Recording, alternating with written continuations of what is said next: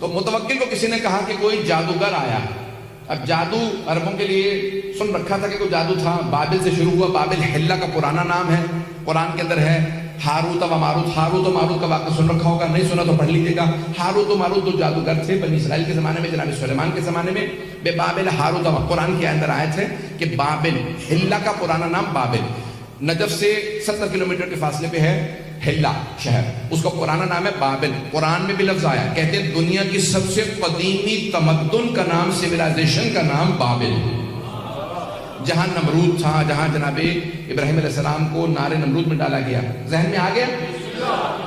تو اب یہ جادو پرانا تھا, لیکن ایک مرتبہ کوئی بنگال کا یا کہیں ہندوستان کا اس زمانے میں کوئی جادوگر اس کے پاس آیا. اس نے اس کی آزمائش کی, امتحان لیا, دیکھا ہاں واقعی جادوگر ہے. کہا فوراً جاؤ جا کے علی بن محمد کو بلا لاؤ, یعنی امام علی علیہ السلام. کہا جاؤ جا کے علی بن محمد کو بلا لاؤ. ذرا جادوگر سے کہا جب یہ آ جائے نا تو تھوڑا اپنا جادو دکھانا, پتہ چلے انہیں بھی کہ ہمارے پاس جادوگر بھی ہیں. واقعہ ذہنوں میں مجھ صرف اشارہ کرنا ہے. ایک مرتبہ کہا جاؤ جا کے بلا لاؤ علی بن محمد کو. اب وہ جو بیچارہ بلانے گیا وہ سوچ رہا تھا پتہ نہیں کوئی بے بس سا امام ہوگا. امام ہو ہی نہیں سکتا بے بس, اور جو بے بس ہو وہ امام نہیں ہوتا. جس کا بس نہ چلے وہ کیسا امام؟ امام بے کس ہو سکتا ہے, بے بس نہیں ہو سکتا. ایک مرتبہ وہ چلا, سارے درباریوں سے متوکل نے کہا کہ خبردار کوئی ان کے احترام میں کھڑا نہ ہو, کوئی تعظیم نہ کرے. 400-600 افراد, دربار پورا بھرا ہوا تھا, قلعہ موجود ہے, بہت بڑا قلعہ تھا, سب بیٹھے. ایک مرتبہ وہ آدمی شہر میں آیا اور شہر کی ایک گوشے میں, ایک کونے میں ایک گھر تھا. کہا یہ علی بن محمد کا گھر ہے. دروازے پہ دستک دی, کسی خادم نے دروازہ کھولا. کہا کس سے ملنا ہے؟ کہا علی بن محمد سے کام ہے. کہا آؤ لے چلوں. کہا سامنے صحن میں دیکھ رہے وہ جو قبر کے اندر عبادت کر رہے ہیں, رات کے وقت قبر میں عبادت کر رہے ہیں, کہا وہی علی بن محمد ہے. سنیں گے نا حضرات؟ کہا وہ جو قبر میں عبادت کر رہے ہیں وہ علی بن محمد ہے. اس نے کہا ہم تو دن میں قبر کے پاس نہیں جاتے, یہ رات میں قبر میں عبادت کرتے ہیں. ایک مرتبہ آگے بڑھا, آنے کے بعد امام سے آواز دے کے پوچھا انت علی بن محمد, کیا آپ علی بن محمد ہے؟ امام نے کہا میرا ہی نام ہادی ہے. ایک مرتبہ کہا آپ کو متوکل نے دربار میں بلایا, اب میں اپنے انداز سے پیش کروں گا, امام کیسے چلے ہوں گے. اس نے ایک مرتبہ امام سے کہا آئیے میرے ساتھ چلیں. امام نے فوراً قبر سے قدم باہر نکالا, ابا قبا پہن رکھی تھی, ولایت کی قبا اوڑھ رکھی ہوگی, امامت کی ابا لے رکھی ہوگی, سر پہ عصمت کا تاج ہوگا, ہاتھ میں تولا کی تسبیح ہوگی, تورا کا ڈنڈا ہوگا. اب امام علیہ السلام چلنے لگے. اس نے کہا میں آپ کو راستہ دکھاؤں. امام نے کہا ہادی تیرا نام ہے یا میرا نام ہے؟ جیسے ایک مرتبہ امام علیہ السلام نے کہا نا ہادی تیرا نام ہے, اس نے کہا ہادی تو آپ ہیں. امام نے کہا پھر میں راستہ جانتا ہوں. پتہ نہیں لوگ ہیں یا نہیں. ایک مرتبہ امام نے فرمایا کہا میں پھر راستہ جانتا ہوں, دکھانے کی ضرورت نہیں. جو دنیا کو راستے دکھانے آیا ہو وہ ہادی ہوتا ہے, اور جو خود راستے سیکھنے کا محتاج ہو وہ ہادی نہیں ہوتا. امام ایک مرتبہ چلے اور اپنے ہی انداز سے چلتے ہوئے دربار پہنچے. جیسے ہی دربار متوکل کے آئے تو متوکل نے کہا تھا سب سے کوئی احتراماً کھڑا نہ ہو. جیسے امام پہنچے آندھی سی چلنے لگی, خود بخود قلعے کا دروازہ کھلنے لگا, پردہ سر پہ سایہ کرنے لگا, اور سارے درباری خود بخود تعظیم میں کھڑے ہو گئے. خود متوکل اپنے تخت پہ کھڑا ہو کے کہہ رہا تھا فرزند رسول تشریف لائیے, یہ آپ ہی کا حق ہے. میرے تو وڈیرے بھی کہہ گئے اگر آپ نہ ہوتے تو ہم ہلاک ہو جاتے.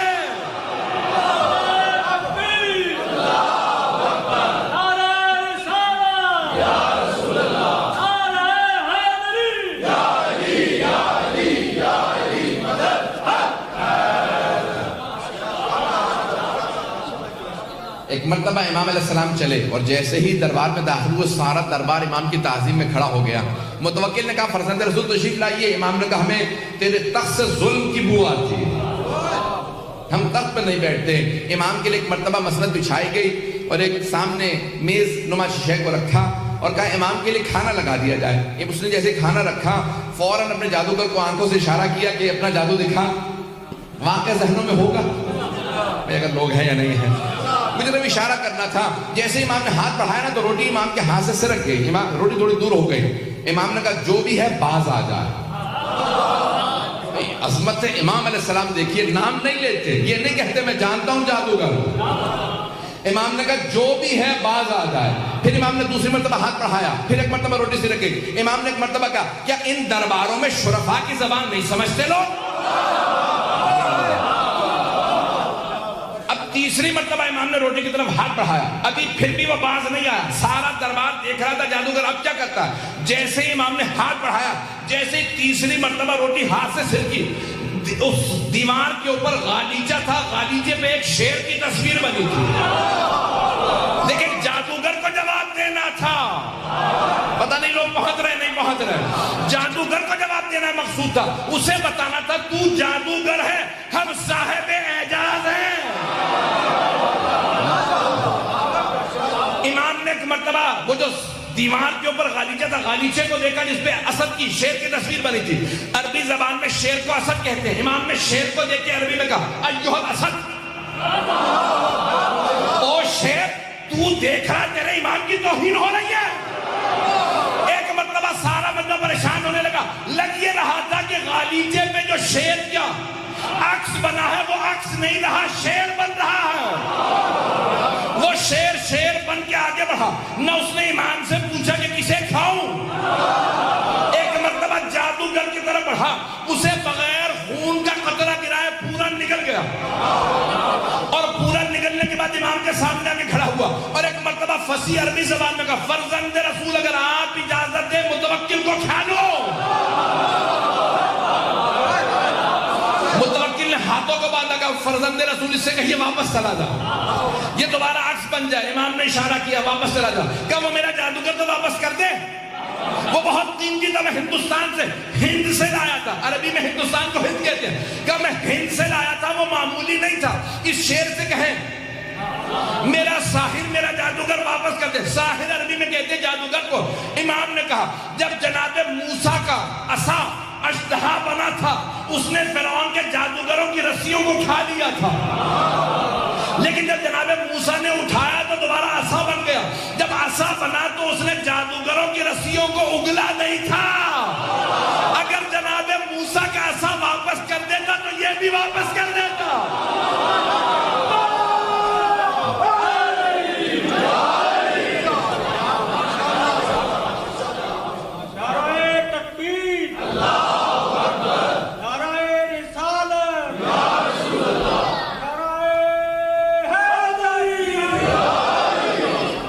توجہ فرمائیں گا. قرآن میں لکھا ولن تجدوا فی سنت اللہ تبدیلا, تم اللہ کی روش میں کبھی تبدیلی نہیں پاؤ گے.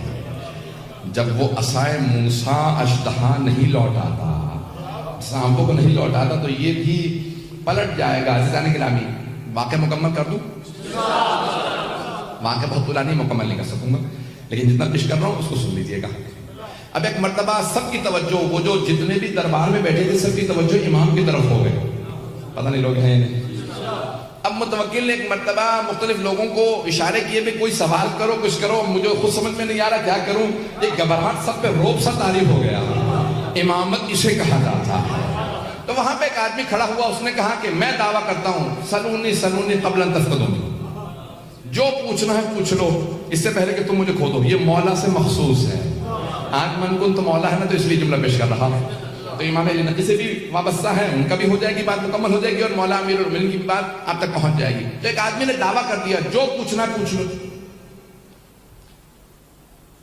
متوکل بہت خوش ہوا کہ میرے دربار میں کسی نے دعویٰ کر دیا جو اہل بیت سے وابستہ ہے. تو دربار میں ایک درباری کھڑا ہو گیا. اچھا, اس کے سوال سے پتہ چل رہا کہ وہ تقیہ میں تھا لیکن تھا شیعہ. پتہ نہیں بات پہنچی یا نہیں پہنچی.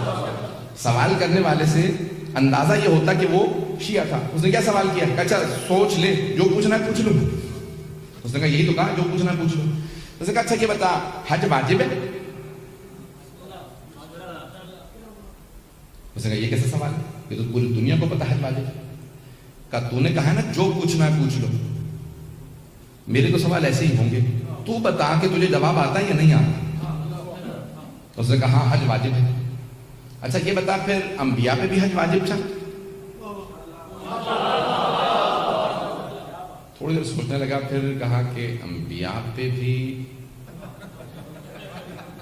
حج واجب ہی تھا. انہوں نے کہا سوچ لے. کہا نہیں اچھا انبیاء پہ حج واجب تھا. اچھا یہ بتا پھر حضرت آدم پہ بھی حج واجب تھا؟ اب پریشان ہو گیا. کہنے لگا واجب بھی رہا ہوگا. اس نے کہا کہ واجب رہا ہوگا یا واجب تھا؟ اب ایک مرتبہ اسے ہی پسینے آنے لگے جیسے مجھے پسینے آ رہے ہیں. مجھے تو پنکھا نہ ہونے کی وجہ سے پسینے آ رہے ہیں، اسے جواب نہ آنے کی وجہ سے پسینے آ رہے تھے. یہ نہیں تقاضا کرتا کہ مجھے پنکھا چاہیے. کراچی میں ایک بار مرتبہ گر چکا ہوں. یہاں پہ بھی آپ کی کراچی جیسے گرمی ہے لیکن الحمدللہ پھر بھی قابل برداشت ہے. توجہ میرے ساتھ رکھیے گا. صاحب مجلس کو زیادہ پریشانی ہوتی ہے، وہ میرے خیال میں پنکھا لینے چلے گئے. توجہ رہے گی میرے ساتھ. تو ایک مرتبہ کہا کہ بتا حضرت آدم پہ حج واجب تھا؟ اس نے کہا کہ واجب ہی ہوگا، واجب رہا ہوگا. اس نے کہا اچھا یہ بتا واجب تھا یا واجب رہا ہوگا؟ اس نے کہا نہیں واجب تھا. اس نے کہا اچھا اگر حضرت آدم پہ حج واجب تھا تو بتا انہوں نے کیا تھا حج؟ آپ تو ایسے خاموش بیٹھے جیسے آپ لوگوں سے پوچھ لیا میں نے سوال. تو کہنے لگا کہ بھئی کیا ہی ہوگا. اگر واجب تھا تو انہوں نے کیا ہی ہوگا. کیا بتا انہوں نے حج کیا تھا یا نہیں کیا تھا؟ تو کچھ سوچ کے کہنے لگا حضرت آدم نے حج کیا تھا. اس نے کہا کیا پوچھ لے گا زیادہ سے زیادہ. کہا حضرت آدم نے حج کیا تھا. کہا اچھا یہ بتا اگر حضرت آدم نے حج کیا تھا تو ان کا سر کس نے مونڈا تھا؟ حلق واجب ہے، حج میں سر کا مونڈنا واجب ہے. جناب آدم سے زمین پہ پہلے بشر، پتہ نہیں آپ تو. کہا اگر انہوں نے حج کیا تھا تو بتا ان کا سر کس نے مونڈا تھا؟ اب بہت پریشان ہوا. کچھ دیر بعد مجھے نہیں پتا. وہ پوچھنے والا بہت ذہین تھا. اس نے کہا جتنی اونچی آواز سے کہا تھا نا سلونی، اتنی ہی اونچی آواز سے کہے مجھے نہیں پتا، تو جاہل ہے، تجھے کہنا ہی نہیں چاہیے تھا سلونی. ایسا نہیں کہ میرے پاس بھی مجھے ہوا آ رہی ہے، میرے لیے اتنا کافی. ایک مرتبہ اس نے کہا کہ اگر نہیں جانتا تو کہہ تو جاہل ہے. اس نے کہا کہ ہاں میں جاہل ہوں، نہیں جانتا. اب متوکل کو پریشانی ہوئی. کہا میرے دربار میں کوئی ایسا ہے جسے اس سوال کا جواب آتا ہو؟ سارے درباری امام علی نقی کو دیکھنے لگے. جب سب نے امام علی نقی علیہ السلام کو دیکھا، متوکل چہرے پڑھ رہا تھا، اس نے بھی امام کی طرف رخ کیا. کہا فرزند رسول کیا آپ جانتے ہیں؟ مولا نے کہا ہاں میں جانتا ہوں. کہا بتائیے پھر جناب آدم نے حج کیا؟ امام نے کہا ہاں. کہا بتائیے سب سے پہلے جناب آدم ہی نے کعبہ بنایا تھا. اب یہ بہار میں بڑا تفصیلی واقعہ موجود ہے، وقت نہیں ہے. امام نے کہا حضرت آدم نے سب سے پہلے کعبہ بنایا اور اللہ نے کہا آدم آپ کی نسل میں ہاجرہ آئے گی، صفا مروہ کے درمیان چلے گی. یہاں پہ سعی ہے، اس کے بعد حلق ہے. تو کہا حلق کس نے کیا؟ کہ جب حلق کی نوبت آئی تو جناب جبرائیل جنت سے یاقوت لے کے نازل ہوئے. جناب آدم کے سر پہ پھیرتے جاتے تھے، جہاں جہاں پھیرتے جاتے تھے بال گرتے جاتے تھے. جہاں جہاں اس یاقوت کی روشنی گئی اللہ نے سب کو حرم قرار دے دیا.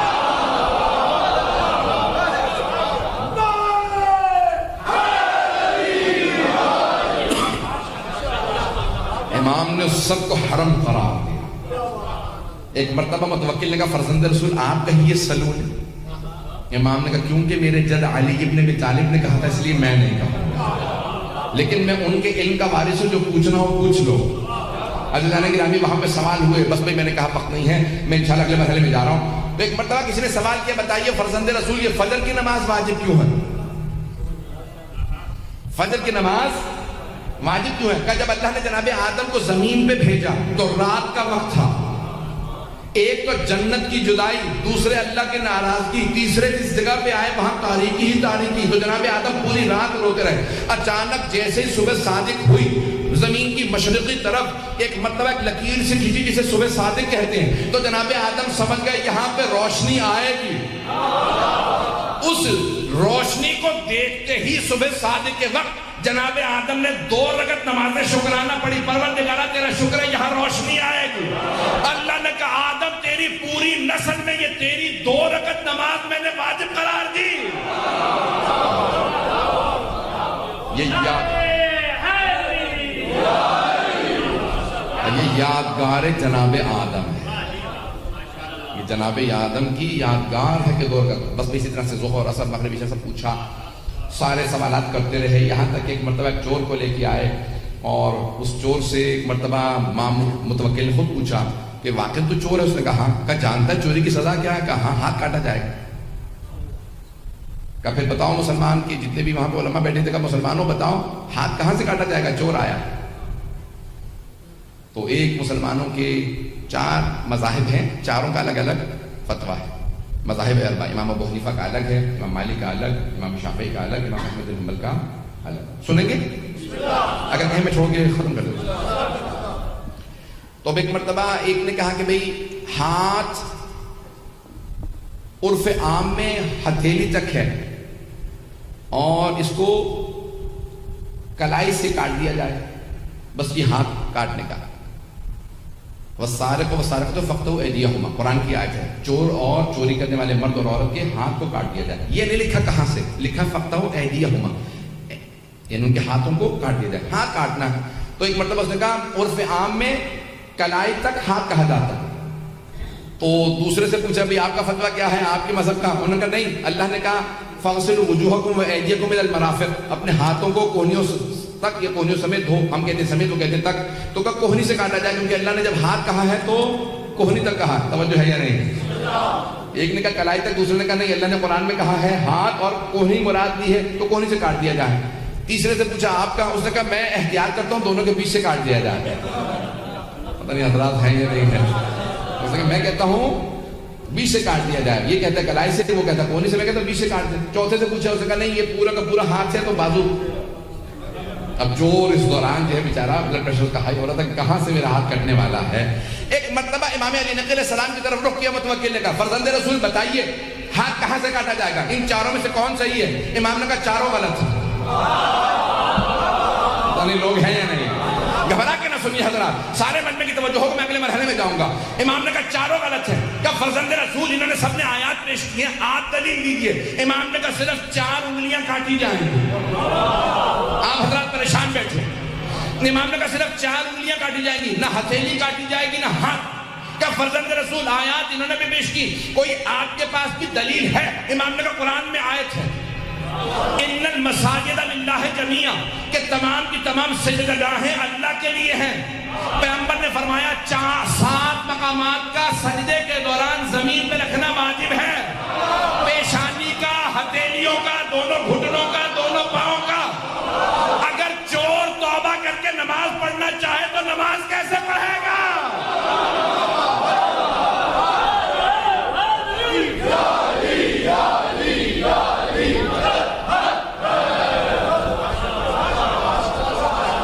چور توبہ کر لے تو ہاتھ نماز کیسے پڑھے گا اگر ہاتھ کٹا ہوا ہوگا؟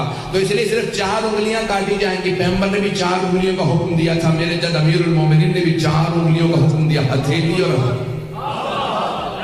ہتھیلی اور انگوٹھا اللہ کے لیے ہے، نماز کے لیے، کسی کو کاٹنے کی اجازت نہیں ہے۔ جانے کے رہے پھر امام نے وہاں پہ تفصیل سے بتایا کہ چور اگر کسی تالے کو توڑ کے چوری کرے، کچھ اٹھا کے لے جائے تو ہاتھ نہیں، تعزیر ہے، حد نہیں جاری ہوگی۔ پتہ نہیں لوگ ہیں یا نہیں؟ حد جاری نہیں ہوگی، تعزیر ہوگی، کوڑے لگیں گے لیکن ہاتھ نہیں کاٹ سکتے کیونکہ اس نے تالا نہیں توڑا۔ تیسرے، اگر وہ یا اس کے بچے بھوکے تھے اور اس نے چوری کی تو ہاتھ نہیں کاٹ سکتے، تعزیر ہوگی کیونکہ جرم کیا ہے، کوڑے لگ سکتے ہیں، جرمانہ ہو سکتا ہے، جیل ہو سکتی ہے، ہاتھ نہیں کاٹ سکتے کیونکہ حاکم پہ واجب ہے کسی کو بھوکا نہ رکھے۔ یہ پاکستان کے حکمرانوں کو بتا دو۔